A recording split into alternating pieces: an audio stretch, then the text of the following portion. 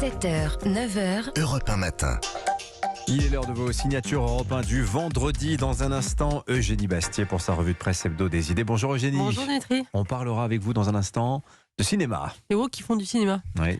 Et Leur cinéma. Leur cinéma, plus exactement. Merci, à tout de suite.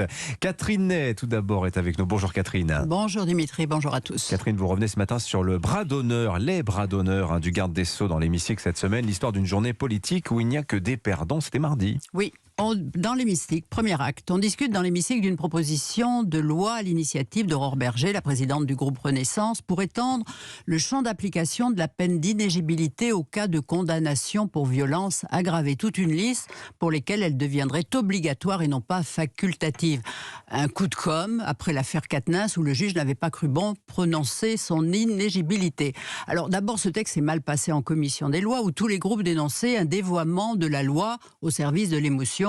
Madame Berger, jadis, a été victime de violences. Elle l'a révélé presque en pleurant dans l'hémicycle. Mais elle a surtout eu le grand tort de n'associer personne à sa proposition, pas même ses alliés Modem et Horizon, car il lui manque l'essentiel, c'est-à-dire le sens du collectif. Elle oublie trop qu'elle est à la tête d'un troupeau. Alors, acte 2, l'entrée en scène d'Olivier Marleix, le président du groupe LR. Alors, avant d'annoncer que son groupe ne s'opposerait pas au texte, il a passé au chalumeau la Macronie, tensant Madame Berger.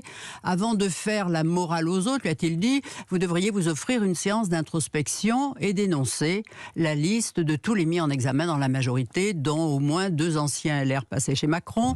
Et cerise sur le gâteau, celle du secrétaire général de la présidence de la République, Alexis Collère, et, pardon, monsieur le garde, celle du garde des Sceaux. Et en disant cela, Olivier Marleix ne cherchait pas à être aimable avec Éric Dupond-Moretti, mais du coup, il a fait sienne une mise en examen qui est essentiellement politique.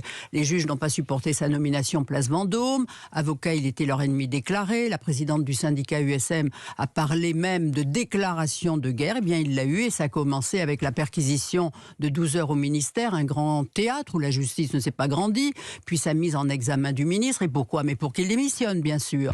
Je ne laisserai pas la justice devenir un pouvoir, avait tranché Emmanuel Macron, très au fait du rôle tordu du procureur Molins. Mais ce rappel d'Olivier Marleix s'étonne parce qu'il sait combien Nicolas Sarkozy lui-même a été torturé par une magistrature que sa personnalité hystérisée rendait dingue au point de refuser d'entendre ses avocats.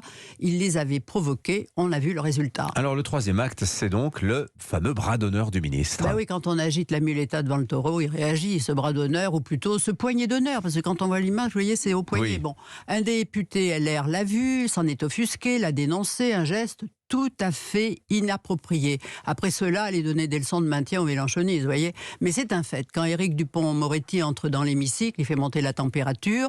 Ce n'est pas ce refroidisseur dont le gouvernement aurait besoin en ce moment au paroxysme de la réforme des retraites. Il ne voulait pas s'excuser, plutôt démissionner, disait-il, mais il a fini par le faire, contraint par Madame Borne. Et puis il reste parce qu'il veut faire passer sa loi sur les états généraux de la justice et même réécrire le code pénal par ordonnance. Mais depuis qu'il est place Vendôme, le budget de la justice a augmenté de 8% chaque année, et ça, les syndicats veulent tout de même bien le reconnaître. Alors, conclusion de cette séquence. Eh bien, écoutez, la loi Berger a été repoussée, les LR ne l'ont pas votée à cause du bras d'honneur, et on se dit, rien ne va plus. Vous voyez, jusqu'à ces images qui circulent, celle du président Macron en boîte de nuit à Kinshasa, une bouteille de bière à la main. Non, un président ne devrait pas se tenir comme ça. Merci beaucoup Catherine Ney, qu'on retrouve comme chaque samedi demain dans les grandes voix de 10h à 11h autour de Pierre Deville.